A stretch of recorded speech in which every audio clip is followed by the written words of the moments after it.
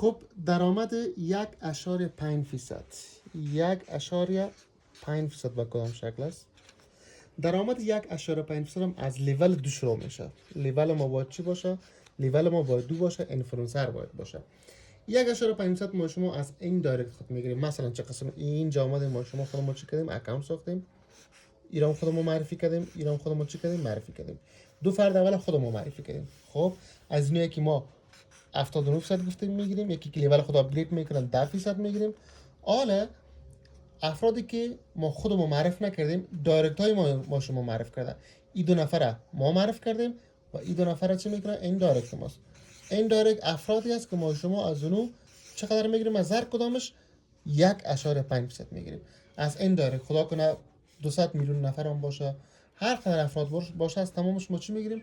از تمامش 1.5% میگیریم که 1.5% از لیول 2 چی میشه؟ شروع میشه. در اینجا ما شما زمانی که هر فرد مثلا میای اینجا اکانت میسازه، طبیعی است که از لیول 2 میشه. خب شروع از لیول چند میشه؟ از لیول 2 ما شما میگیریم تا الی لیول چند؟ لیول 15. تا لیول 15 که خدا یک نفر از 2 نفر 3 نفر 4 نفر، فقط من 4 نفر برای شما مثال میتونم. افراد خیلی زیاد میشه، حتی به از هزارها، 2000 3000 4000 10000 20000 40000 افراد بیشتر میشه. اما هر قدر افرادی که بیشتر شوه، اونا هر کدام از این فرض کنید یک نفر ما محاسبه میکنم، یک نفر من لیول 2 خدا میسازه، بازم از پیشش آیت میگیریم. وقتی لیول 2 خدا اپگرید میسازه، ما شما تقریبا 0.12 میگیریم. 0.12 1.5% خیلی کم است از یک نفر. اما این یک نفر تا لیول 15 که خدا میرسانه، تا لیول 15، یعنی در لیول 15 1.5% ما چقدر میشه؟ $552 میشه. 1.5%. زمانی که یک نفر ما تا لیول 15 برسانیم، $552 از یک فرد میتونیم چی کنیم؟ بگیریم. از یک فرد. اینا تیم ما شما چقدر میباشه؟ تیم ما شما 1000 2000 3000 4000 افراد خیلی بیشتر میشه. پس 1.5% ما از افراد میگیریم که اونا چی است؟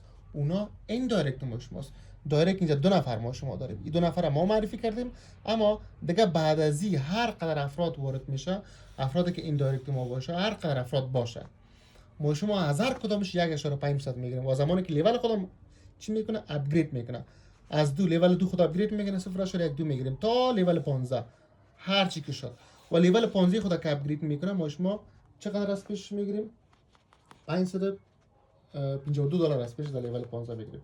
در کل چقدر میگیریم؟ از لیول 2 تا لیول 5 در کل از پیش چقدر منفعت میگیریم؟ از یک نفر شما محاسبه میکنیم. در کل وقتی که ما حساب بکنیم، تقریبا عاید از این میشه 1067.6